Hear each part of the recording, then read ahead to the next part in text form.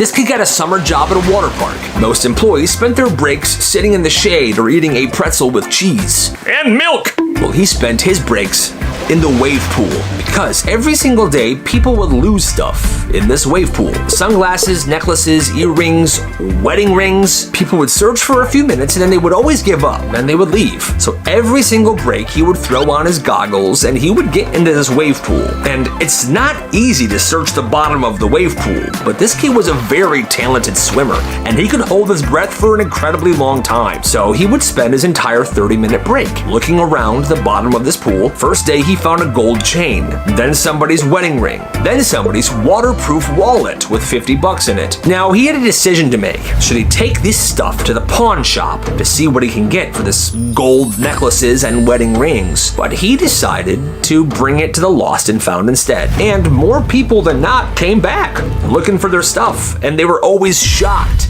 that it was there, and they all had to thank this kid. It paid off eventually though, because one lady who had lost her incredibly valuable wedding ring came, and when she saw it, she was so relieved. She gave this kid $600. He was so grateful. He became a legend. He kept doing this every single day. It got to the point where his bosses let him take longer than usual breaks, because now he wasn't searching just the wave pool.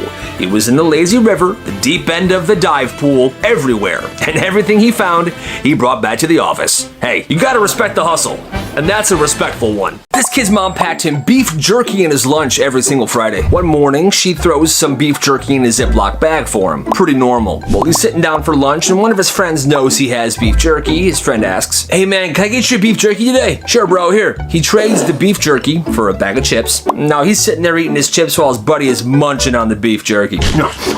He's scarfing it down. That's when his mom texts him. The text says, "Do not eat the beef jerky. I accidentally put dog food in the bag." Oh God, no. Now he's taking a look at his friend who's eating this, and he's like, "Yeah, that looks like dog treats." At first he's like, "I'm not gonna say anything," but that's his friend. He has to, so he does. "Hey, bro, my mom just texted me. She accidentally packed me dog treats." "You're eating dog food?" "What? What do you mean?" "They're not bad, man.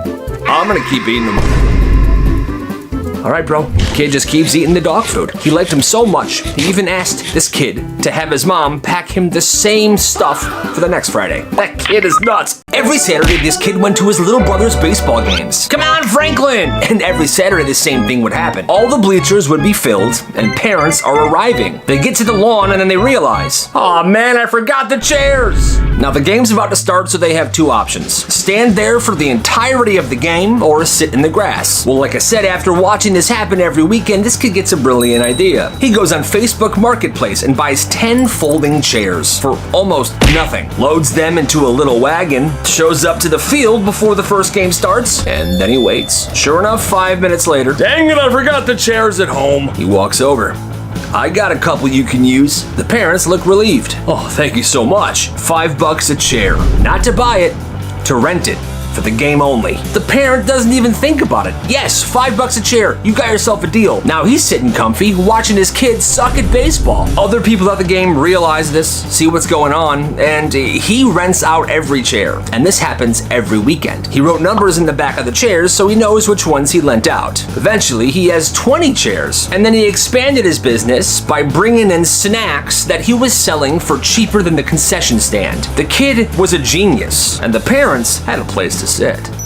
There was a kid that carried a Polaroid camera every day at school. People just thought he liked taking pictures. He would stop, shoot a picture, and move on. He would stick the photo in his backpack. Nobody ever asked to see them because he never offered. Freshman year, he was taking pictures. Sophomore year, still taking pictures. Junior, senior year, taking pictures every day. But he always took pictures of very specific things, like somebody slipped and fell in the cafeteria, teachers mid-sneeze, mascot losing his head at a football game, somebody just got dumped and is crying in the bathroom. Every embarrassing moment. Then graduation rolls around. Everybody's signing their yearbooks, getting emotional. High school graduation.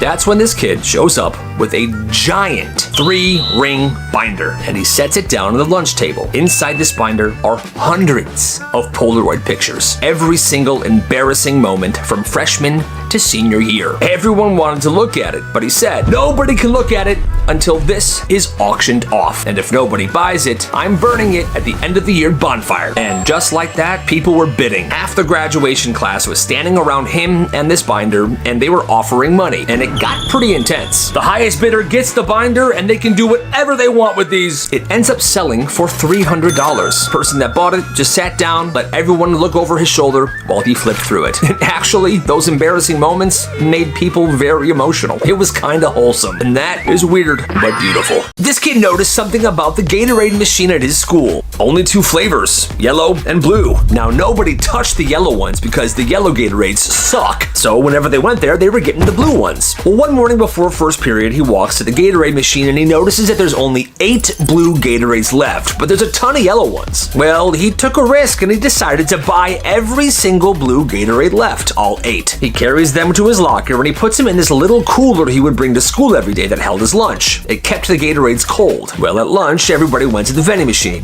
They were ticked off. Wait, only yellow left? That sucks! Kids are standing there like, yo, what happened? That's when this kid came out of nowhere. Yeah, sorry guys, there was only 8 blue Gatorades left this morning, so I got them all. Yo, can I buy one from you? How much are you gonna give me? $1.50 like the vending machine takes? No, you see, because now there's supply and demand.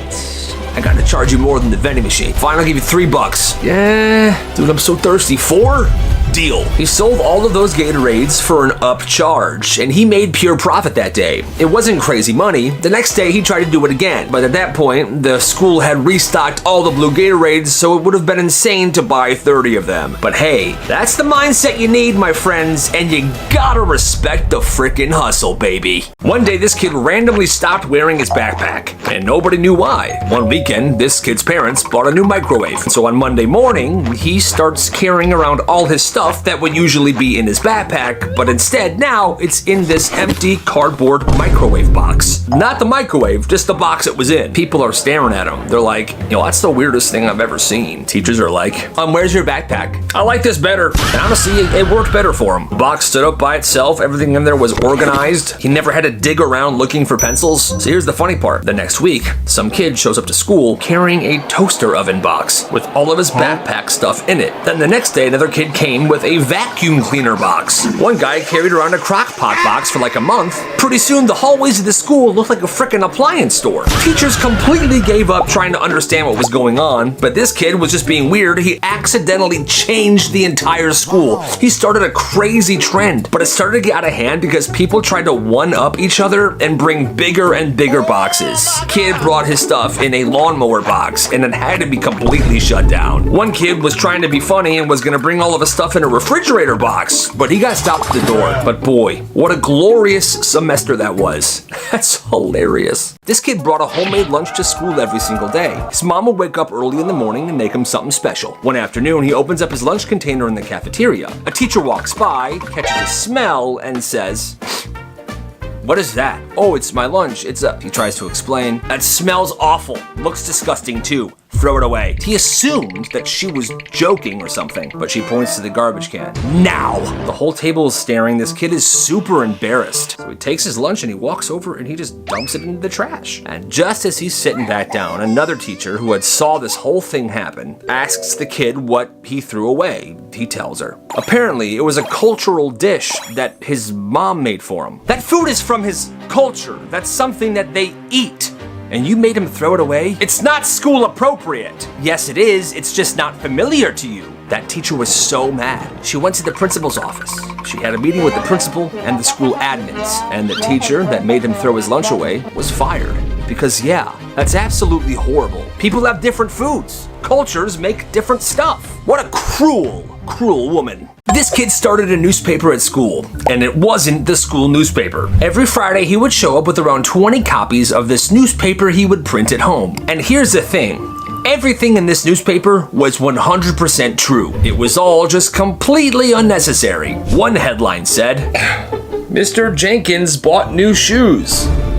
All right. Another one was how the science teacher switched from black coffee to coffee with vanilla creamer. There was an entire article covering the fact that some kid's dad bought a brand new lawnmower, and one about another kid's grandpa who got a new hearing aid. Nobody needed to know any of this stuff, but people couldn't stop reading it. Hey, did you read Johnny's newspaper this week? Yeah, I read that Steven's cat no longer has fleas. The headlines were crazy. Stuff like, Mrs. Carter has worn the same watch every day for 8 years. Or, the principal parks in a different spot every time it rains. Or, every Wednesday the janitor whistles the same song. Teachers would buy and read these newspapers as well. Hey, how did you know I bought new shoes? The kid would be like, oh, I pay attention. Pretty soon everyone got paranoid because they're like, this kid knows everything. People started acting different because they didn't want to be a headline. But this kid didn't post rumors or gossip. It was just simple stuff. It was harmless. Nobody was getting roasted. It was just information. You know what? You gotta respect the hustle.